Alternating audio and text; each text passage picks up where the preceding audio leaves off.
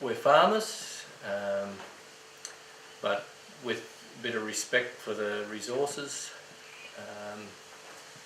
particularly the natural resources we've got here. Water being or rainfall being the biggest limiting resource. So we've built dams and contour banks and try to keep good ground cover. We moved here in about 1985 and farmed conventionally for probably a dozen years, and then we changed our practices. I did a permaculture design course, and we started developing a bit of a system where we graze managed our sheep a bit better. We left the conventional farming style. With the help of the LCMA and some of their incentive funding, we've been able to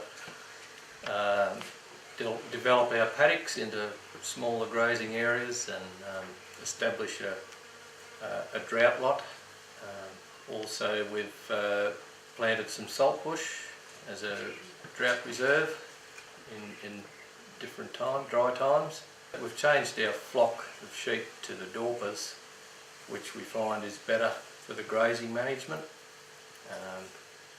So it's a bit of an evolving system of farming. Yeah, with the holistic grazing management, we can control what ground cover's left in the paddocks and give them enough chance to recover before the stock goes back in those paddocks.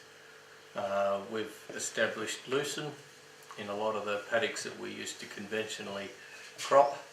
We also have a voluntary conservation agreement with the Lachlan CMA, and that's been set up